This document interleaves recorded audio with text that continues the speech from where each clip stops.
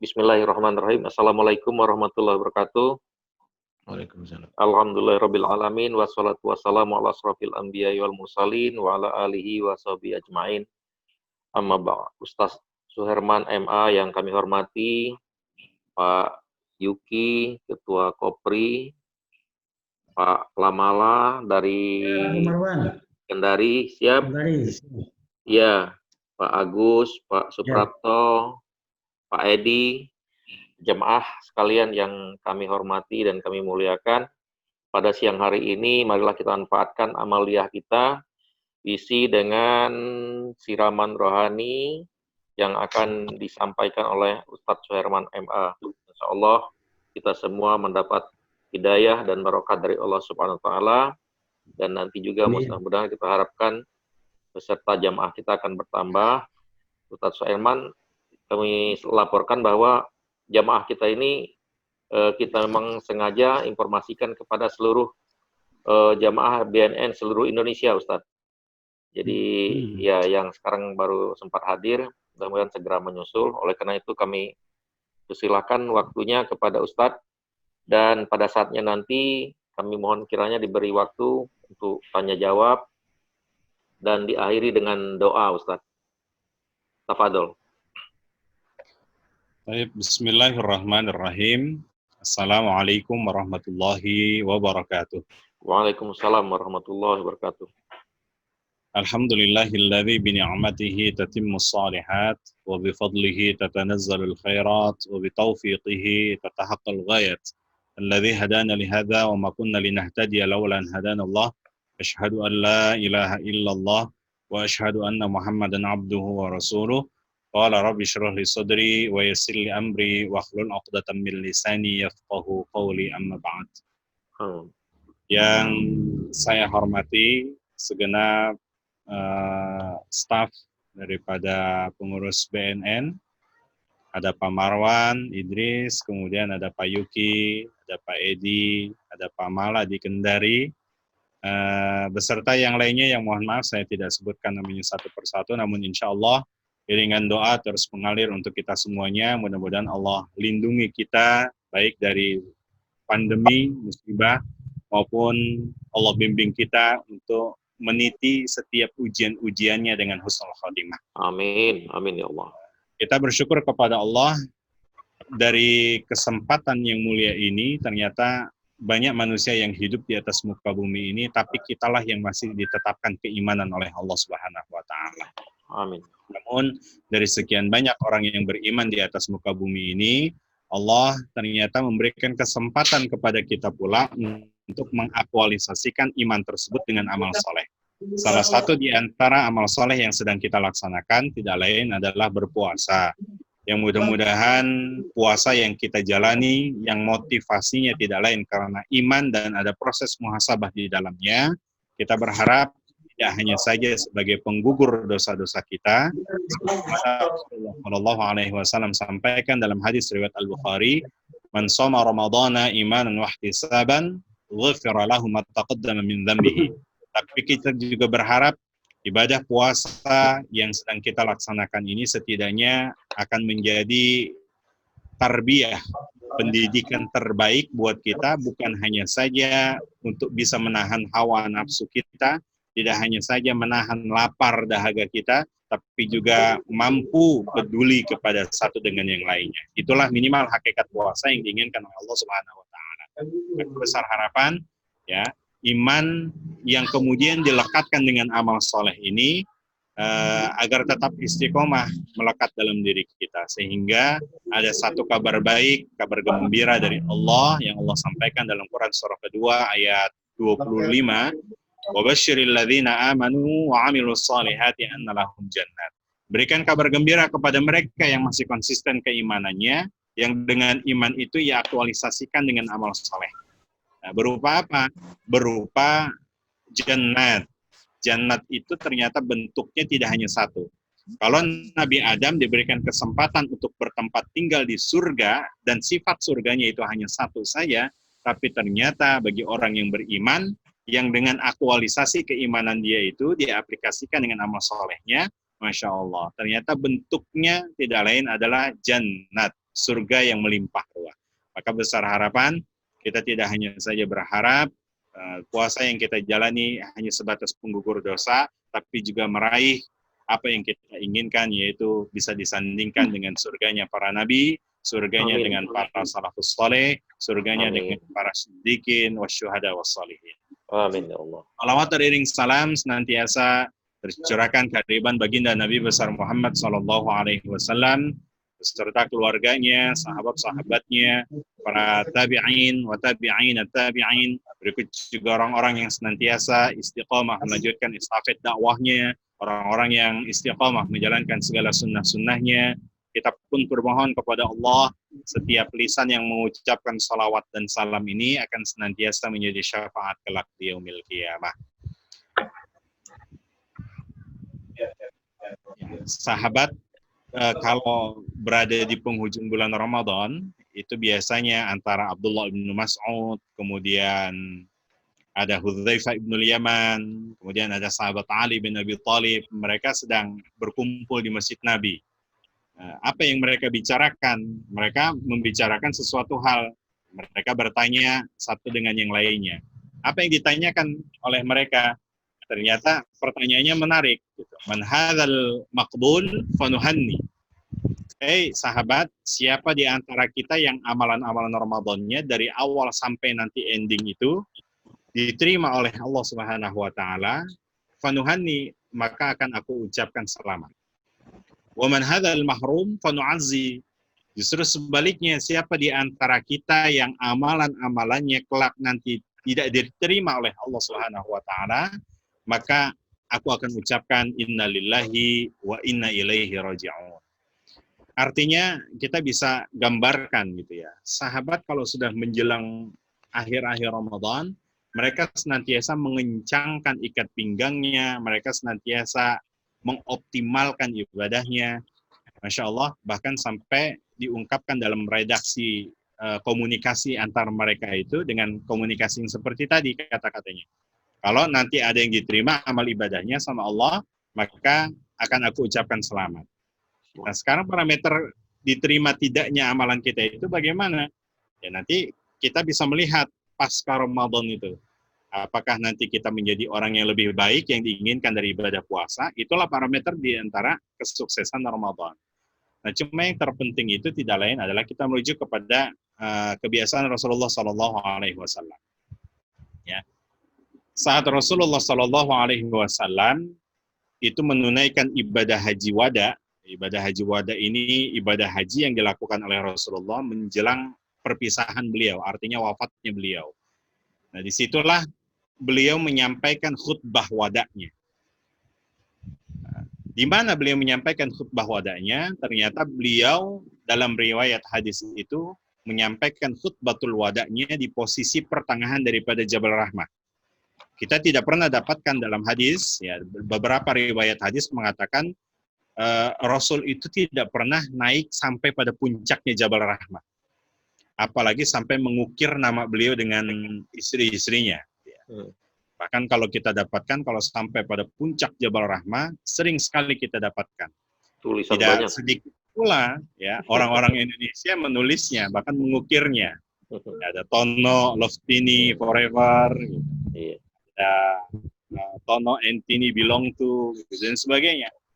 Nah, jadi tidak sedikit ternyata nama yang berasal dari Indonesia itu diukir di Jabal Rahmah tersebut. Berarti menunjukkan bahwa bukan berarti jamaah Indonesia itu lebih banyak menunaikan ibadah haji atau ibadah umroh, tapi menunjukkan bahwa perlu banyak yang diperbaiki dari jamaah kita. Ya, karena hakikatnya Nabi tidak pernah melakukan hal demikian. Tapi Nabi sunnahnya naik pada posisi pertengahan Jabal Rahmah. Nah, disitulah beliau menyampaikan khutbatul wada'. Apa itu? Khutbah perpisahan. Apa isi redaksi daripada khutbatul wada'? Nanti kita bisa lihat. Nah, Rasul menyampaikan, duyufullah kathir. Tamu Allah ini sangat banyak. Walakin hajjun mabrur qalil. Akan tetapi yang mendapatkan predikat haji yang mabrur itu hanya sedikit. Ya, bukankah kalau kita lihat kebiasaan orang untuk menunaikan ibadah haji, karena distimulus dengan nilai-nilai pahala yang begitu banyak, maka semangat ibadahnya. Bahkan kita dapatkan di situ ada redaksi hadis yang diriwayatkan oleh Imam Muslim, bahkan redaksi lain-lain juga meriwayatkan para perawi hadis. Man shalla fi Masjidil Haram, siapa yang salat di Masjidil Haram 1 rakaat saja itu sebanding dengan 1.000 rakaat, 100.000 rakaat di masjid-masjid di luar Masjidil Haram. Illa fi masjid hadza, kecuali di masjidku, kata Nabi. Siapa yang salat melakukan ibadah salat di masjidku, Masjid Nabawi, 1 rakaat saja, maka itu sebanding dengan 1.000 rakaat. Illa fi Masjidil Aqsa, kecuali di Masjidil Aqsa, 1 rakaat di Masjidil Aqsa itu sebanding dengan 500 rakaat di luar daripada Masjidil Aqsa.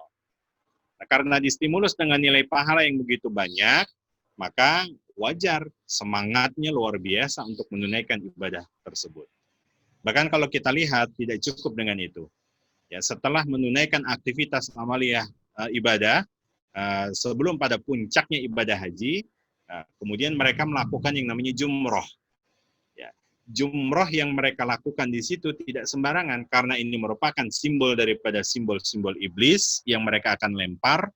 Masya Allah, kita akan dapatkan itu. Jangankan kerikil-kerikil kecil yang sudah disediakan. Ya, saking semangatnya untuk melemparkan simbol daripada simbol-simbol iblis, apa yang ada di hadapan dia, kalau dia temukan, dia akan lempar. Kalau dia temukan sendal, sendal juga dilempar. Kalau dia temukan botol juga dilempar. Bahkan tidak sedikit pula kita dapatkan payung yang dia bawa juga dia akan lempar itu. Karena saking semangatnya, apa yang dilempar ini merupakan simbol daripada simbol-simbol iblis. Nah, cuma yang terpenting dari itu semuanya, kata Rasulullah, adalah famadza ba'dal hajj. Setelah haji ini, Anda mau ngapain? Karena berapa banyak orang yang memahami konteks ketika menunaikan ibadah haji, meyakini bahwa 1 rakaat di Masjidil Haram itu sebanding dengan 100.000 rakaat, dia akan tempuhkan selama 55 tahun. Kalau dia lakukan itu. Tapi qadarullah, banyak pula di antara mereka yang hajinya tidak mabrur, sehingga banyak pula di antara mereka yang meninggalkan ibadah salatnya. Ketika ditanya, kenapa kok pulang haji itu tidak semangat ibadah salatnya? Nah, dengan tegas dia mengatakan, masih banyak cadangan pahala ibadah salat saya. Kalau 1 rakaat saja di Masjidil Haram itu sebanding dengan 100.000 rakaat, Anda kan bisa melakukannya di luar dari Masjidil Haram itu sebanyak 55 tahun. Nah, disinilah akhirnya banyak di antara mereka yang terjebak dengan istilah kata honorarium, ya, honorarium yang didapatkan dalam ritual ibadah. Nah, kalau aktivitas itu kita tarik pada kejadian kita Ramadan kali ini, kita lihat, bukankah banyak orang termotivasi karena menunaikan ibadah di bulan Ramadan itu? Salah satu di antaranya di hadis riwayat Al-Bukhari, ya kita bisa dapatkan dalam kitab Fathul Bari, man shoma ramadhana imanan wa ihtisaban ghufira lahu ma taqaddama min dzambihi. Siapa yang menunaikan ibadah puasa yang motivasinya karena iman dan ada proses muhasabah di dalamnya. Muhasabah di situ tidak semata-mata ia mengukur dirinya, menghitung-hitung kesalahannya, tidak. Tapi dalam proses muhasabah, ia senantiasa, ya Allah, mengukur dirinya itu, saya bersyukur sekali dari sekian banyak orang yang berharap bisa masuk pada bulan Ramadan, karena ada pandemi seperti ini, ternyata mereka harus kembali terlebih dahulu menghadapnya. Ada pula ternyata di antara kita yang berharap masuk pada bulan Ramadan dengan selamat, qadarullah, masuk pada bulan sebelum masuk Ramadan, Allah wafatkan terlebih dahulu. Nah, disinilah kita bersyukur. Makanya ketika masuk pada bulan Ramadan, apalagi sampai di ujung bulan Ramadan ini, ada proses muhasabah yang tidak seperti biasanya kita lakukan. Ya, kalau hanya sebatas iman yang biasa memasuki bulan Ramadan, apa bedanya dengan Ramadan-Ramadan yang telah lalu? Nah, makanya di sini Rasul mengatakan, man shoma ramadhana imanan wa ihtisaban ghufira lahu ma taqaddama min dzambi. Siapa yang memasuki bulan Ramadan, ia aktualisasikan Ramadannya dengan berpuasa, kemudian tidak hanya cukup dengan iman motivasinya, tapi juga ada proses muhasabah di dalamnya, maka dosa-dosanya yang telah lalu Allah akan ampuni. Tidak cukup dengan itu, dalam redaksi yang sama lagi.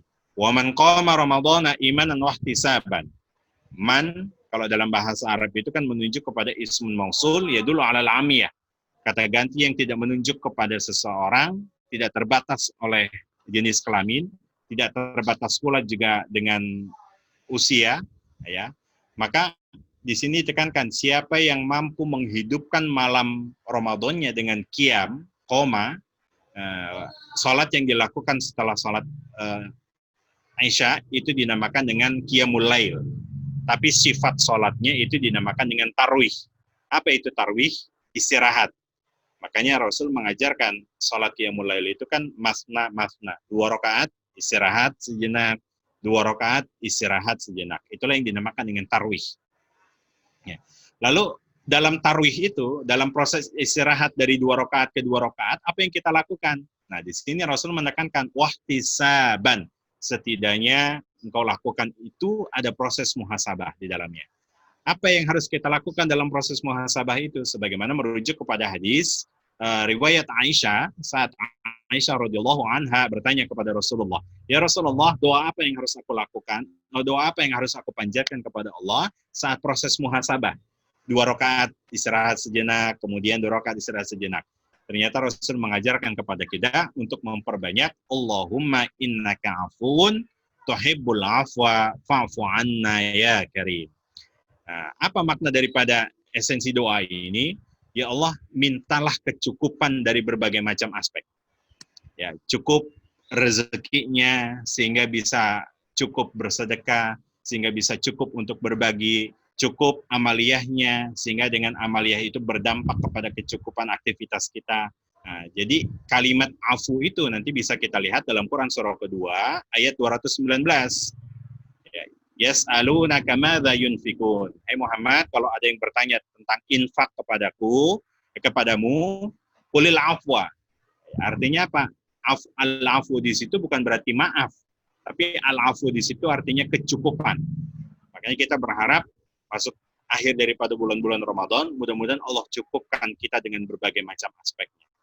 Ya, sehingga apa yang kita lakukan semuanya juga serba tercukupi. Di situ yang diinginkan oleh Rasulullah Shallallahu Alaihi Wasallam. Termasuk juga ketika kita punya salah, maka cukupkanlah kesalahan-kesalahan itu dan sebagainya. Nah, siapa yang melakukan hal demikian, motivasinya karena iman dan ada proses muhasabah, ghufira lahu ma taqaddama min dzambi, maka dia konsekuensinya akan diampuni pula dosa-dosanya. Nah, kita bisa lihat, ya, jadi kejadian orang menunaikan ibadah haji itu hampir sama dengan orang menunaikan ibadah Ramadan. Motivasinya, semangatnya itu hampir sama. Cuma yang terpenting dari itu semuanya tidak lain adalah kalau pertanyaan tadi kita tarik pada peristiwa Ramadan kali ini. Famadza ba'da Ramadan? Setelah Ramadan ini kita mau ngapain? Atau jangan-jangan hanya sebatas yang dipanggil pada saat itu bukan hanya sebatas musliman mukminan, tapi musliman musiman gitu ya. Seorang muslim yang musiman saja pada bulan Ramadan melakukan ibadahnya. Atau yang lebih parah lagi adalah musliman musingin gitu. Muslim yang serba musingin, Ramadannya saja giat tapi keluar daripada Ramadan ternyata lebih menjadi provokator ya dan sebagainya. Itu yang tidak diinginkan oleh Allah Subhanahu wa taala. Nah, maka tepat ada satu konsep yang saya ingin sampaikan yang Allah berikan kepada kita itu termaktub dalam Quran surah Al-Insyirah pada ayat ke-7 dan ke-8. Wallahi, demi Allah saya sampaikan konsep ini sangat mahal sekali dan tidak pernah disampaikan oleh orang-orang di luar Islam. Nah, makanya Allah ingin menekankan kepada kita. Bahkan sampai nanti sekelas Profesor Kato saja di Jepang itu selalu mengatakan, saya sangat bangga, salut kepada orang Islam itu. Nah, apa yang dia saluti tidak lain adalah merujuk kepada konsep ini. Apa konsepnya yang Allah berikan kepada kita? Fa idza faraghta fansab wa ila rabbika farghab. Apabila kita sudah selesai menunaikan satu aktivitas, fansab, maka plankan aktivitas berikutnya, programkan aktivitas berikutnya. Tapi jangan lupa kita punya konsep yang kedua, wa ila rabbika farghab. Serahkan semua plan itu kepada Allah Subhanahu wa taala. Karena hakikatnya manusia hanya bisa berencana, tapi Allah lah menentukan mana yang terbaik buat kita. Dan barangkali ada pula di antara kita yang berencana bulan Maret, bulan Mei untuk menunaikan aktivitas ibadah nikahnya. Ya qadar Allah. Ya, Allah berikan cobaan yang begitu berat kepada kita. Dan tidak pantas rasanya kalau kita dalam doa selalu banyak menuntut kepada Allah. Ya Rob, kapan selesainya? Kapan Engkau menyegerakan pandemi ini? Kapan kiranya Engkau menyelesaikan pandemi ini? Rasanya kalau secara pribadi tidak pantas untuk banyak menuntut doa kepada Allah Subhanahu wa taala. Bahkan ulama-ulama saja tidak pernah mengajarkan kepada kita, ya, andaikan, bahkan ulama mengajarkan kepada kita seperti ini, ya Allah, andaikan pandemi ini bagian daripada takdirmu, maka berikan, maka hakikatnya kami tidak bisa menolak takdirmu. Tapi yang kami minta adalah kekuatan agar kami bisa menjalani pandemi tersebut dengan ridho, ikhlas, dan sabar. Jadi itu, kalau hanya sebatas menuntut Allah, kapan selesainya pandemi, dan sebagainya, rasanya kurang pantas gitu ya. Bahkan sampai banyak, tidak sedikit pula kita sering mendengar ada asatidz yang menyampaikan, ayo mulailah berdoa sebagaimana doanya Nabi Yunus yang saat lahap dengan ikan paus dan sebagainya. Ayo mulailah berdoa sebagaimana doanya Nabi Ibrahim dan sebagainya. Rasanya tidak pantas, sekali lagi saya sampaikan, karena ini merupakan bagian daripada takdir Allah Subhanahu wa taala. Yang kita minta hanyalah agar Allah memberikan kekuatan kepada kita agar bisa menjalani ini semuanya penuh dengan keridhaan, keikhlasan, dan bahkan kesabaran. Bukankah Allah sampaikan dalam Quran surah kedua ayat 155, wa basyiris sabirin, berikan kabar gembira atau kabar baik bagi mereka yang senantiasa mau bersabar. Mudah-mudahan Allah bimbing kita dengan kesabaran-kesabaran ini. Ya. Wa ila rabbika farghab, konsep kedua ini yang tadi saya sampaikan sangat mahal. Jangan lupa Allah memberikan konsep yang paling mahal ini kepada kita. Serahkan semuanya kepada Allah Subhanahu wa taala. Dengan konsep apa? Dengan konsep tawakal. Berapa banyak kalau kita lihat di Jepang sana, orang Jepang itu kan begitu semangat ya kalau untuk mengejar duniawinya. Bahkan kalau ada di antara mereka yang terlambat saja, itu mereka merasa bersalah di situ. Orang Jepang itu kalau sudah menyusun program, maka dengan semangat dia akan jalani program tersebut. Cuma menariknya ketika di antara mereka ada yang terjebak, ya, gagal dari programnya, tidak sedikit di antara mereka juga yang stres, bahkan sampai mengakhiri hidupnya. Bahkan menarik, pemerintahnya sendiri juga memfasilitasi kalau Anda stres, mau mengakhiri hidup Anda, ya kami fasilitasi satu tempat yang dinamakan dengan hutan Okigahara. Cuma yang menariknya di situ ada timingnya, Pak. Dari jam 6 sampai jam 12 di situ. Kalau Anda mau bunuh diri di sini, maka ada timingnya dari jam 6 sampai jam 12. Keluar dari jam 12 siang, ya maka Anda harus kembali lagi besok. Dan syukur alhamdulillah, ada lembaga kemanusiaan yang berasal dari Indonesia. Kita sudah membangun satu musolah kecil, jaraknya kurang lebih sekitar ya hampir 2 kiloan dari tempat hutan Okigahara di situ. Di situ musolah kecil kita bangun, yang kemudian para asatidz yang setiap bulannya juga harus dikirim ke sana untuk apa? Untuk meminimalisir, ya, meminimalisir kejadian-kejadian seperti itu. Bahkan suatu saat pernah ada seorang profesor yang bergegas untuk bunuh diri, itu tepat di jam 8 kami dapati, dan alhamdulillah berpapasan dengan ustadz kami. Nah, pada saat itu pula lah akhirnya diajak, Prof mau kemana? Saya mau bunuh diri. Akhirnya diajak, kita bicara sebentar. Diajaklah profesor tersebut untuk masuk ke musolah kecil yang sudah kita bangun. Nah, disitulah akhirnya profesor layaknya manusia pada umumnya. Nah, biasa kalau kita di dalam masjid itu, Pak Marwan ya, yang pasti kita cari pertama apa itu? Tidak lain adalah tiang masjid atau enggak tiang musola. Untuk apa? Ya untuk ya aktivitas kita nanti takut terlalu lama, akhirnya kita menyender. Akhirnya kita menggunakan tiang tersebut untuk menenangkan diri kita. Banyak, tidak sedikit pula di antara kita yang kalau sudah masuk masjid, pasti yang pertama dicari adalah tembok atau enggak tiang. Gitu ya. Nah, disinilah sama persis seperti halnya seorang profesor tadi. Akhirnya beliau duduk, kemudian menyandar di tiang, sementara ustadznya mengkaji ayat-ayat Al-Quran dengan jamaahnya. Sejenak, sepintas, dia dapati profesor tersebut ternyata terlelap tidur. Sampai ketika selesai dari kajian, dibangunkanlah seorang profesor tadi, Prof, kita sudah selesai, masih ada waktu kurang lebih sekitar 2 jam lagi karena selesai jam 10 pada saat itu. Kalau memang profesor jadi mau bunuh diri, masih ada waktu, saya hantarkan sekarang. Akhirnya apa kata profesor tersebut? Enggak jadi. Kenapa? Kok saya merasa nyaman ya ketika duduk berada di tempat ini. Nah, itu kan konsekuensinya. Dalam hadis riwayat Al-Bukhari nomor hadis 2010, Rasul sampaikan, "Man ijtama qaumun fi baitin min buyutillah yatluna kitaballah wa yatadarasunahu illa nazalat alaihimus sakinah." Orang yang ketika duduk, bahkan kumpul di rumah-rumah Allah, di masjid terutama, bahkan tidak hanya cukup duduk dikaji ayat-ayatnya, bahkan konsekuensinya Allah turunkan, illa nazalat alaihimus sakinah. Allah turunkan ketenangan terhadap dirinya.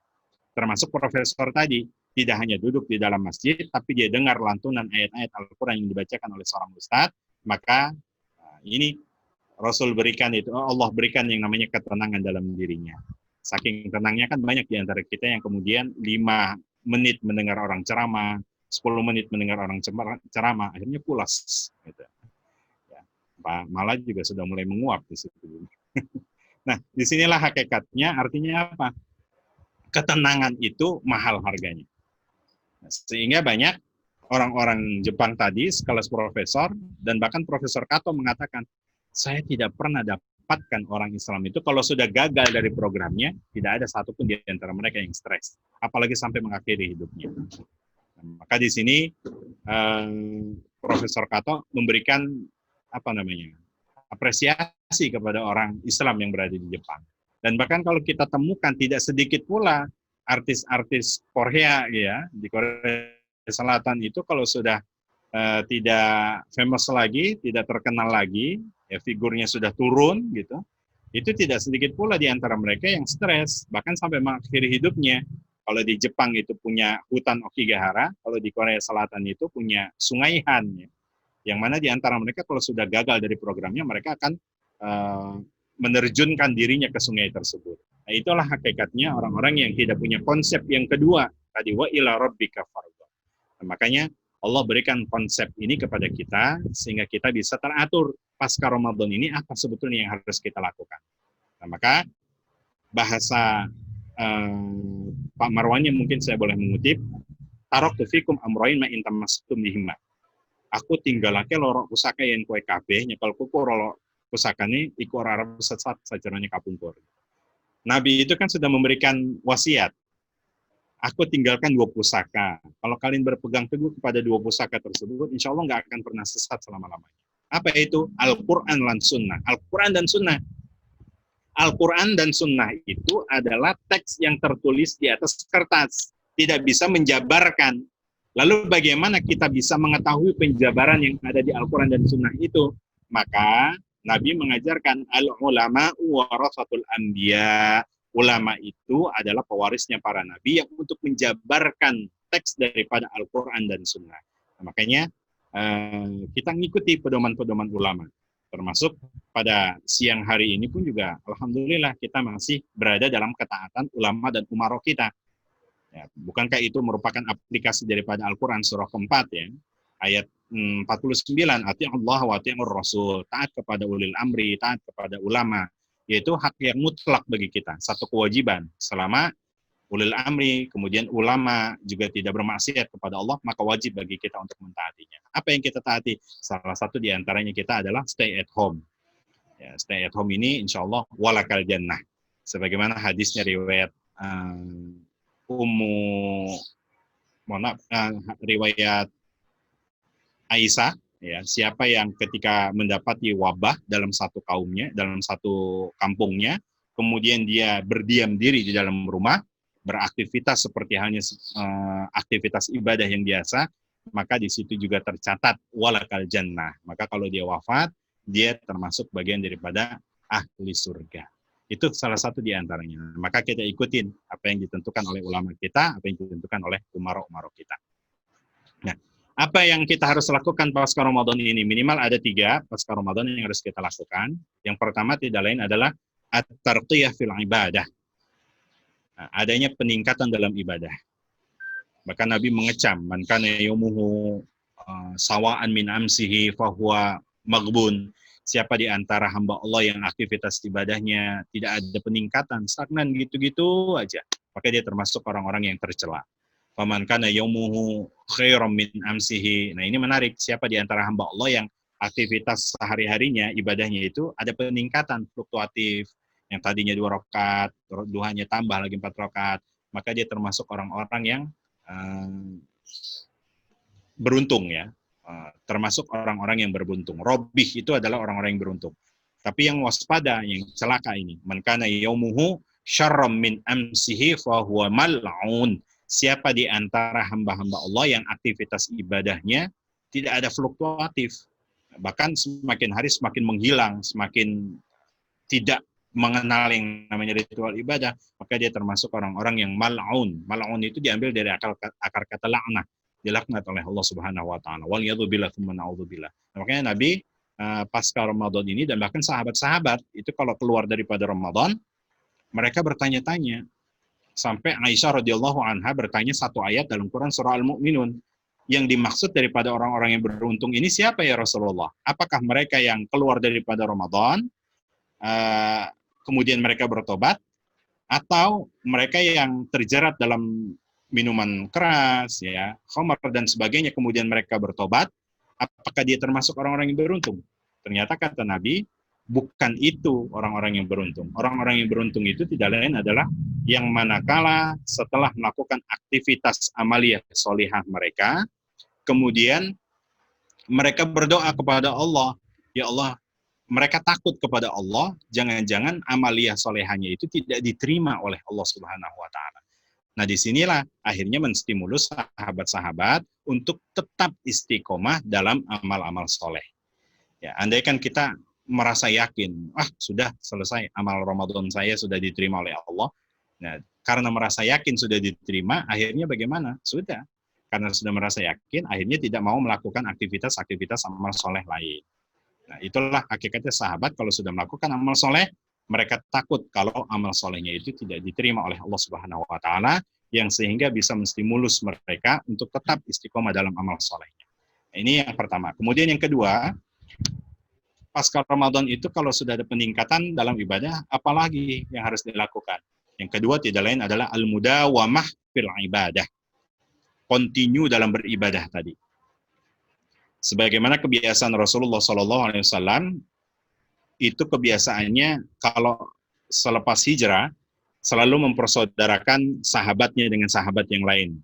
Salah satu di antara sahabat yang dipersaudarakan ada Salman Al-Farisi dengan Abu Darda. Nah, pasca persahabatan mereka berdua, karena Salman ini punya adik perempuan, maka dinikahkanlah oleh Abu Darda. Nah, pasca pernikahan mereka, ternyata Abu Darda ini zuhud dalam keadaan yang keliru. Maksudnya apa? Zuhudnya keluar daripada konteks agama. Yang kalau dia menunaikan ibadah puasa, dia akan berkelanjutan terus-menerus sampai tidak ada waktu untuk berbuka. Hanya sebatas sahur, lanjut lagi sampai ketemu dengan sahur lagi. Begitu dan seterusnya. Kemudian yang kedua, kalau beliau qiyamul lail, itu startnya dari ba'da Isya sampai menjelang subuh. Begitu dan seterusnya. Sehingga dia lupa kalau dia punya keluarga yang harus dinafkahi. Nah, maka adiknya Salman ini mengadu kepada kakaknya. Ya, kakanda, saya pasca pernikahan tidak pernah merasa dinafkahi oleh Abu Darda. Nah, tapi Salman ini tidak semata-mata menerima aduan adiknya itu benar. Dia meng-cross-check kembali. Dia datang berkunjung ke rumahnya Abu Darda, setiba di rumahnya, pas azan maghrib, disuguhkanlah makanan kepada kakak iparnya tadi. Namun ketika itu Abu Darda tidak ikut makan, tidak ikut berbuka puasa. Ditanya, kenapa engkau tidak ikut makan bersamaku? Aku akan melanjutkan ibadah puasaku sampai terus menjelang sahur tiba. Hei Abu Darda, aku tidak mau makan makanan yang engkau suguhkan ini, kecuali engkau makan bersamaku. Akhirnya diikutilah perintah kakak iparnya, dia makan bersama. Pasca malam harinya, dia mencoba untuk bermabit, bermalam di rumahnya Abu Darda. Betul tidak apa yang disampaikan oleh adiknya tadi. Nah, maka beliau kemudian bermalam di rumahnya Abu Darda, disuguhkan tempat untuk istirahat. Ba'da Isya ditanya, kau hendak kemana? Saya mau qiyamul lail sampai nanti menjelang subuh tiba. Abu Darda tidurlah sejenak. Nanti kalau sudah masuk waktu qiyamul lail, kau akan aku bangunkan dan kita akan qiyamul lail bersama-sama. Maka diikutilah perintah kakak iparnya. Akhirnya ketika masuk waktu qiyamul lail, Abu Darda dibangunkan dan mereka berdua qiyamul lail bersama-sama. Namun pasca qiyamul lail, di situ ada nasihat yang keluar untuk Abu Darda. Ya Abu Darda, inna li rabbika 'alaika haq. Sesungguhnya untuk Tuhanmu kamu punya hak. Wa inna wa li nafsika 'alaika haq, dan untuk dirimu pun juga kamu punya hak. Wa inna wa li ahlika 'alaika haq. Ya, dan bahkan untuk keluargamu pun juga kamu punya hak. Masing-masing berikan haknya wahai Abu Darda. Pasca qiyamul lail, selepas salat subuh, maka Salman pun kembali pulang. Abu Darda akhirnya berkunjung ke rumahnya Rasulullah dan tegas mengatakan, ya Rasulullah, semalam saya merasa dikerjai oleh kakak ipar saya. Seharusnya saya berpuasa berkelanjutan, tapi disuruh berbuka. Seharusnya saya qiyamul lail, startnya ba'da isya sampai menjelang subuh, tapi disuruh tidur terlebih dahulu. Nabi tegas mengatakan kepada Abu Darda, Shaddaqa Salman.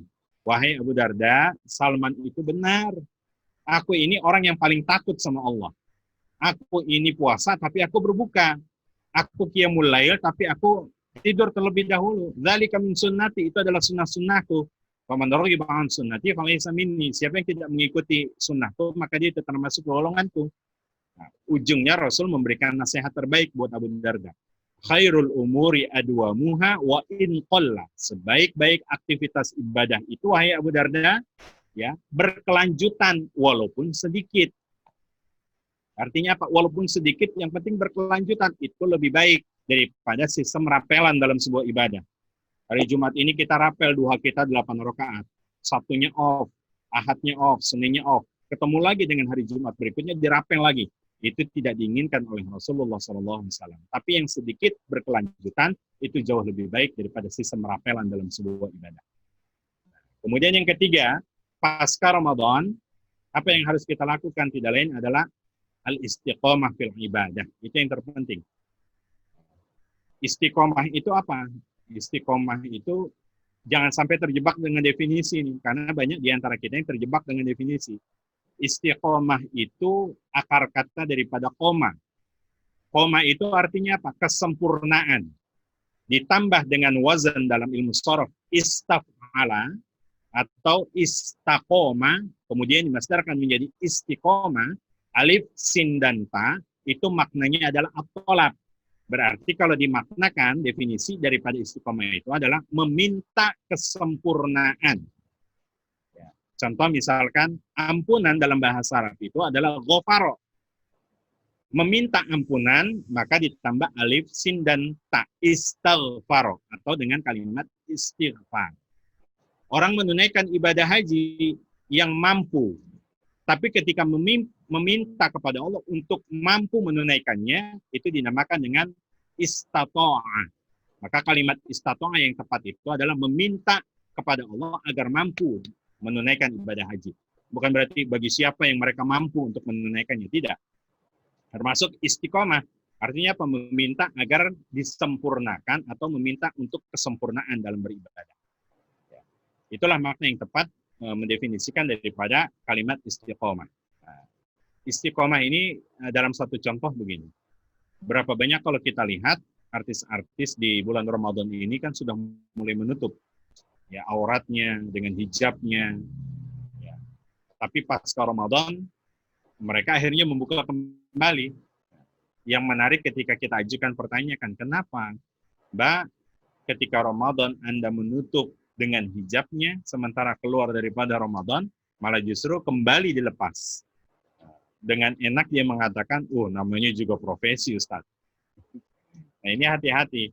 Andai kan mereka istiqomah dengan hijabnya, Masya Allah. Bukankah Allah sampaikan dalam Quran surah Fussilat ayat 30, Innal ladzina qalu rabbuna Allah tsumma istaqamu tatanazzalu alaihimul malaika alla takhafu wa la tahzanu. Orang yang konsisten mengatakan Tuhanku adalah Allah, kemudian dia meminta kesempurnaan dari itu semuanya, istiqomah, nah, maka konsekuensinya Allah turunkan malaikat, tidak hanya satu malaikatnya. Tatanazzalu alaihimul malaika, beberapa malaikat sebagai motivator dalam kehidupannya, memberikan motivasi Bahasa motivasinya apa? Jangan takut, jangan sedih, Allah bersama-sama kita. Sebagaimana orang yang mendapatkan Lailatul Qadar, ini ujung-ujung Ramadan ini, banyak yang mengintai Lailatul Qadar, bahkan berharap rasanya kita tidak sempurna kalau di ujung Ramadan ini tidak mencari Lailatul Qadar itu. Walaupun memang Lailatul Qadar itu secara nominal Allah sampaikan, Lailatul Qadri khairu min alfi syahr, tapi bukan itu esensinya yang tepat. Tapi apa yang diinginkan oleh Allah, orang yang ketika mendapatkan atau meraih Lailatul Qadar, ujung daripada surah Al-Qadar, Allah ingin sampaikan, salamun hiya hatta matla'il fajr. Itu yang terpenting. Ia akan mendapatkan salam, ketenangan-ketenangan. Nah, makanya orang yang tadinya gelisah ketika mendapatkan Lailatul Qadar, tenang. Meyakinkan bahwa dirinya itu adalah fana. Yang adanya dia karena memang kehendaknya Allah Subhanahu wa taala. Ya, apa yang dia miliki karena memang kehendak Allah Subhanahu wa taala. Itulah ketenangan yang dia dapatkan dari peristiwa Lailatul Qadar. Salamun hiya hatta matla'il fajr. Tidak cukup dengan itu, tapi apa? Tatanazzalu 'alaihimul malaika alla takhafu wa la tahzanu. Allah turunkan motivator-motivator hebat, tidak sekelas motivator hebat yang sekarang gitu ya, tapi langsung malaikat-malaikatnya memberikan bahasa motivasinya, jangan takut, jangan sedih, insya Allah Allah akan bersama kita.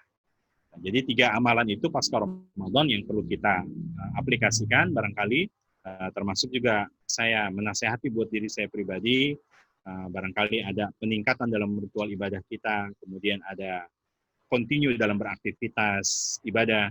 Yang terpenting dari itu semuanya tidak lain adalah al-istiqamah ibadah.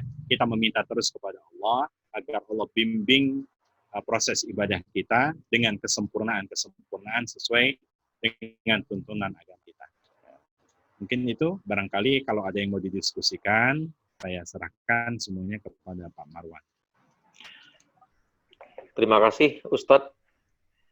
Demikian Bapak Ibu sekalian, jamaah yang kami hormati, ada Ibu Maida. Selamat datang Bu, selamat bergabung, dan karena yang lainnya silakan kalau ada yang akan kita diskusikan atau kita ingin tanyakan kepada Ustadz, mumpung lagi ada waktu yang bagus ini, monggo kita persilakan. Terima kasih. Assalamualaikum warahmatullahi wabarakatuh. Waalaikumsalam warahmatullahi wabarakatuh. Ya, saya ikut bergabung tadi monitor sebentar dan sebentar juga agak terputus, tapi alhamdulillah bisa tersambung lagi. Kalau memang sih tadi mendengarkan dari tausiah yang disampaikan oleh Pak Ustadz, setelah Ramadan ini penting untuk kita menjaga tetap supaya bisa istiqomah dalam hal beribadah ataupun ya kalau dibilang katanya kembali bersih atau suci lagi. Nah ini yang memang menjadikan satu PR atau satu harus terus berintrospeksi diri gitu ya Pak Ustadz. Nah, bagaimana kira-kira kiat-kiat Pak Ustadz untuk tetap bisa menjaga istiqomah dan ya dalam arti kadangkala kita juga terkendala atau suka terkalahkan dengan tugas. Oh ya ini tugas juga termasuk deadline, akhirnya ibadah kita, jam waktu sholat kita agak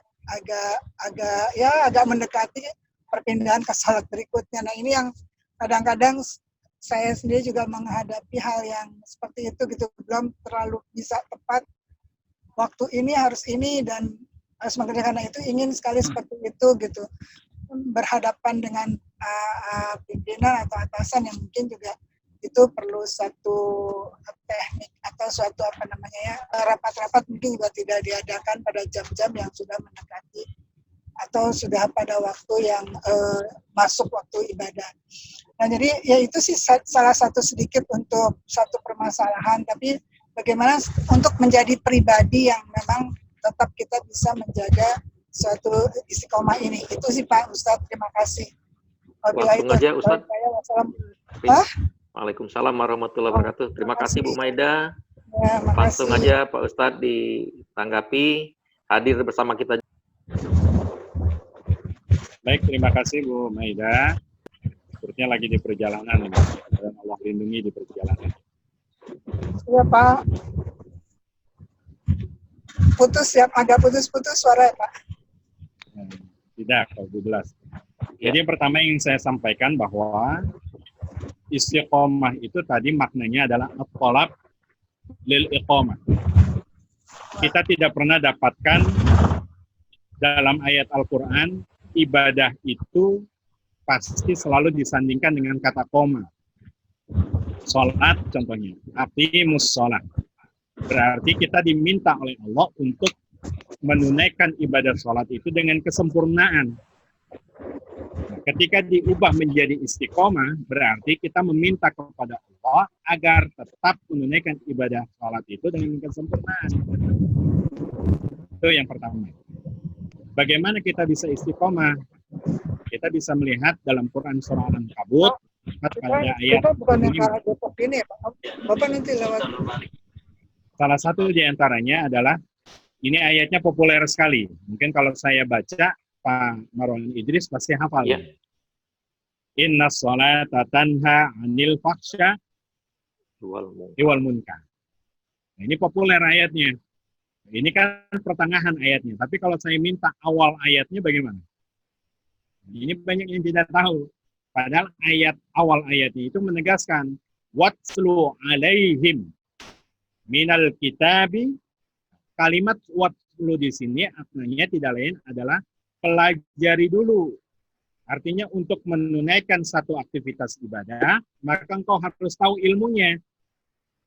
Nah, jadi syarat pertama untuk bisa istiqomah tidak lain adalah menggali dengan ilmu. Asyuru'u ma'al ilmi. Setiap aktivitas ibadah apapun yang tanpa didasari dengan ilmunya, wa kullu man bighairi ilmin ya'malu 'amaluhu mardudatun la tuqbalu, maka dia tidak diterima oleh Allah Subhanahu wa taala. Maka syarat pertama tidak lain mengkajinya, mempelajarinya, karena dasar istiqomah itu tidak lain adalah ilmu. Kita bahkan kemarin sempat viral ya di video itu. Sampai ada jamaah yang berteriak, mana ustadznya? Kalau dia tidak bisa, kalau dia tidak berani untuk memimpin sholat karena takut sama corona, sempat kalimat yang terucap itu apa? Mati saja gitu. Ini kan yang rasanya kalau saya katakan orang itu menunaikan ibadah tidak didasari ilmunya.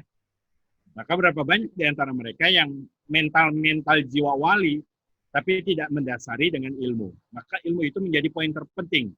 Sebagaimana Allah ingatkan kepada Nabi Muhammad SAW, pertama kali untuk berdakwah tidak lain adalah Iqra bismi rabbikal ladzi khalaq. Perbanyak literasi, perbanyak ilmunya. Nah, sehingga dasar inilah yang sehingga mempermudah dalam urusan ibadah kita. Yang kedua, kalau sudah paham betul dengan ilmunya, maka at-tarbiyah, pendidikan itu tidak hanya saja mencangkup fil bi'ah dalam rumah. Kadang kita mendidik anak kita itu menjadi anak yang soleh, itu sudah terlaksana. Tapi kita tidak tahu ternyata pendidikan yang lebih kejam yang bisa mengubah karakter dia itu tidak lain adalah at-tarbiyah, pendidikan yang berada di luar rumah. Entah itu sekolahnya, entah itu lingkungannya, termasuk kita juga mungkin tidak menutup kemungkinan bahwa ketika kita berada di dalam rumah, mungkin kesolehan atau kita merasa soleh. Ya, dan bahkan karena terstimulus dengan keluarga, akhirnya kita melakukan aktivitas itu dengan keluarga. Tapi ketika kita sudah mulai keluar rumah, Masya Allah, inilah yang akhirnya menyebab diri kita. Makanya Nabi tegas mengatakan, kullu mauludin yuladu 'alal fitrah. Hakikat manusia itu semuanya fitrah. Fitrah dengan keagamaannya, fitrah dengan konsep tauhidnya. Fa abawahu yuhawidanihi. Abawa di sini jangan selalu diartikan orang tua. Kadang tadi saya katakan, anak ketika di dalam rumah, karena pendidikan orang tuanya begitu cukup untuk memberikan pendidikan agama, maka menjadi soleh di rumahnya. Tapi belum tentu bisa soleh di luar rumah.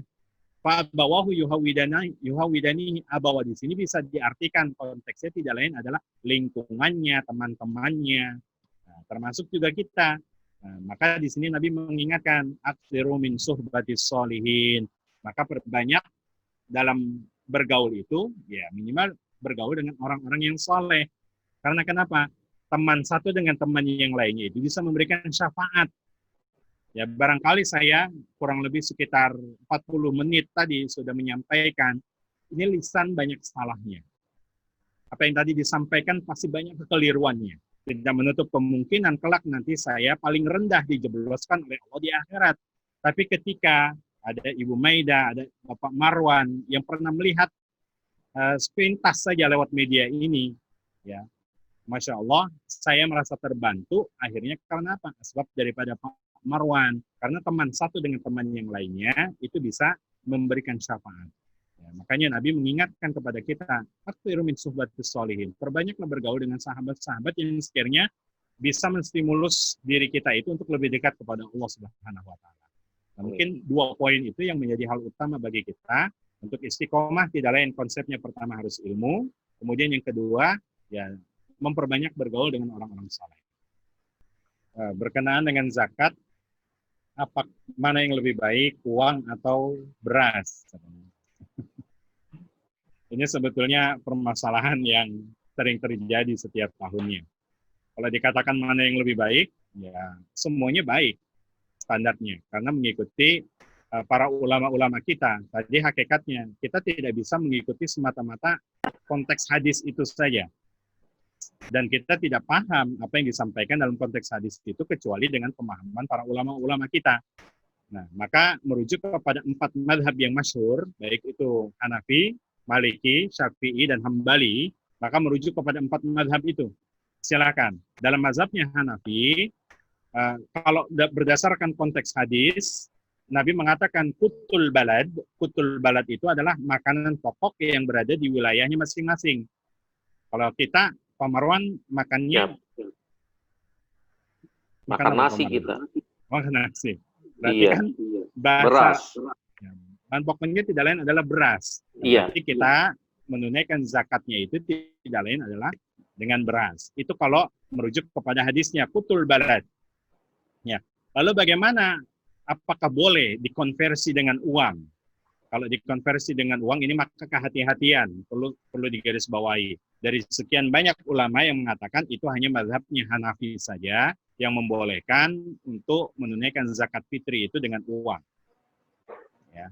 Nah, lalu bagaimana kalau misalkan menunaikan zakat fitri dengan uang mengikuti mazhabnya Hanafi, sementara konversi uang itu mengikuti mazhabnya Syafi'i.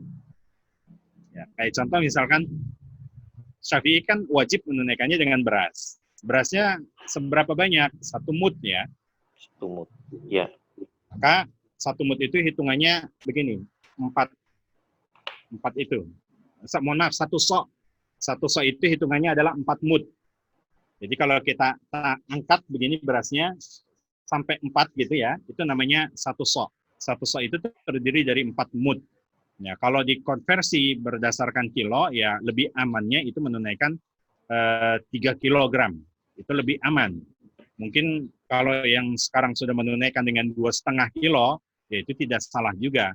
Karena tadi kehati-hatian, karena kan dulu di zaman Nabi tidak ada timbangan. Jadi hanya untuk meraup gandum, meraup kurma itu dengan seperti ini saja. Kemudian dituangkan. Ambil lagi, dituangkan. Itu namanya 1 sok, ini terdiri dari 4 mud gitu. Nah, boleh bahkan kalau kita merujuk kepada Darul Ifta Mesir, sayangnya itulah di Indonesia tidak punya lembaga fatwa khusus. Hanya ada semacam komisi fatwa gitu yang berada di MUI, Majelis Ulama Indonesia. Kalau di beberapa negara-negara Timur Tengah memang sudah ada lembaga-lembaga fatwa. Salah satu di antaranya adalah Darul Ifta Mesir. Beliau membolehkan untuk bertalfik mazhab di sini. Ya, jadi talfik mazhab. Ya, bukan berarti mencampur adukan mazhab. Jadi talfik itu menggabungkan 2 mazhab dalam 1 ibadah. Ya, contoh tadi, zakat fitri dibolehkan menunaikannya dengan uang. Lalu konversi uang, kalau menurut Imam Hanafi, itu kan kurang lebih harus mengikuti standarnya gandum dan anggur ya. Kalau anggur itu 1 kilonya berarti kan 100.000 misalkan. Berarti kan 300.000.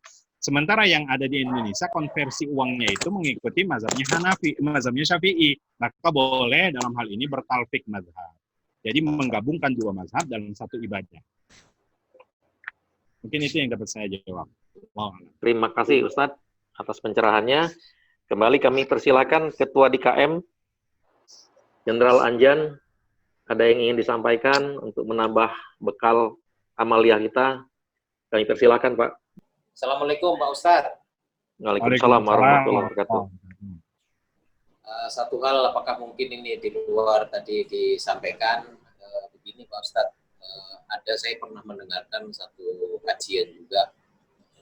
Jadi, kalaupun dia sudah ahli ibadah, dia sudah ahli Al-Quran juga, kemudian ahli ibadah, ahli Al-Quran, namun ternyata pahala-pahala tersebut tidak diterima karena tergantung dari niatnya. Nah, berkaitan dengan niatnya ini bagaimana Pak Ustadz supaya kita sendiri juga sebagai yang mungkin masih kurang pemahaman, supaya baik ibadah, kemudian pahala-pahala kita itu bisa diterima oleh Allah Subhanahu wa Ta'ala. Demikian Pak Ustadz. Baik, terima kasih Pak Jan. Memang pertama yang dinilai itu tidak lain adalah al-a'malu bi khatimih. Setiap aktivitas amalan itu pasti yang dinilai tidak lain adalah niatnya. Oh begini, Imam Syafi'i saja dalam Ramadan, dalam satu Ramadan itu bisa menghatamkan 60 kali khatam Al-Quran. Kalau kita mengatakan wajar beliau seorang ulama, berarti bisa menghatamkan dalam satu hari itu adalah 2 kali khatam. Sementara kita yang manusia biasa, bahkan tidak sekeliling kita itu banyak kemaksiatan, apakah yang dinilai oleh Allah itu kuantitas? Nah, ternyata bukan itu yang dinilai. Makanya tadi Allah ingin menegaskan berkenaan dengan Lailatul Qadar itu bukanlah kuantitas daripada Lailatul Qadar khairun min alfi syahr, tapi esensi daripada Lailatul Qadar itu adalah tatanazzalu alaihimul malaika salamun hiya hatta dan ketika dalam ibadah itu apakah yang diukur tidak lain kuantitas ibadah tersebut?